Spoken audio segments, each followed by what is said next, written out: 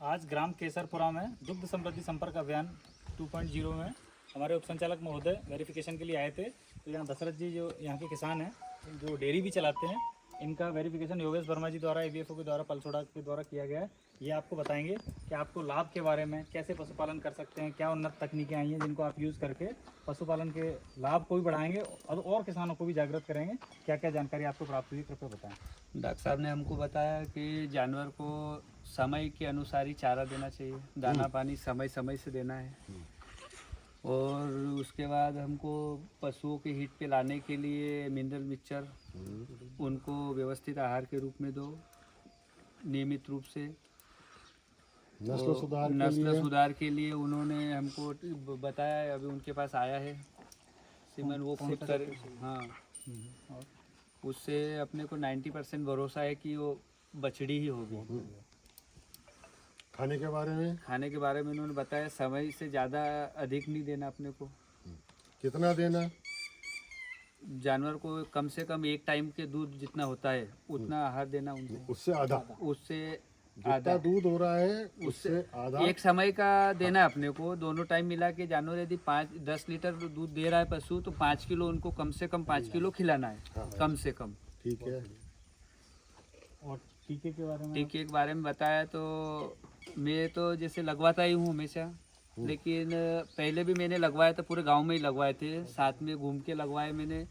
मेरे गांव में उन्नति होगी या मेरे गांव का किसान सुखी होगा, उससे हमें ज़्यादा अच्छा है।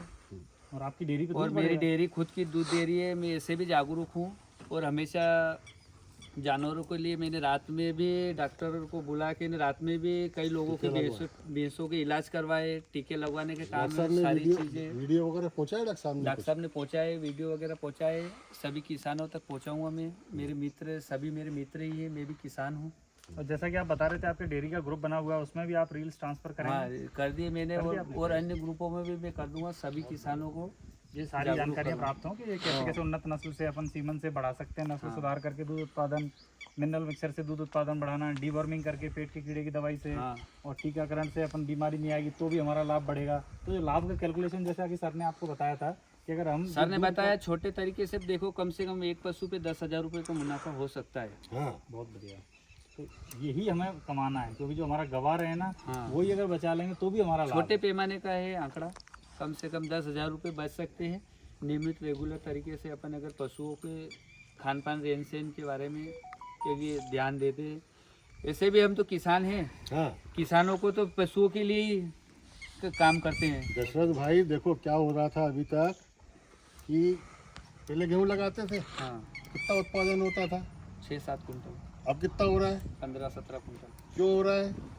तकनीक के अलावा बीज बदल दिए, तकनीक उन्नत बीज डाल दिए। तो ऐसे ही उन्नत बीज अपन अपनी भैंसों में डालेंगे। हाँ, तो जो बढ़िया होगी वो अपनी माँ से ज़्यादा दूध देगी। सही। फिर जब वो माँ बन जाएगी वो तब तक और उन्नत तकनीक हो जाएगी। उसमें और उन्नत बीज डालेगा। तो आने वाले समय में खटपट इतनी करना है। हाँ, खटपट तो वही करना, वही गोबर छोड़ना, वही अपने को चारा बाटा देना, लेकिन उत्पादन बढ़ जाएगा। उत्पादन बढ़ाना क्या है, किसान की आमदनी होगी तो देश की आमदनी होती है।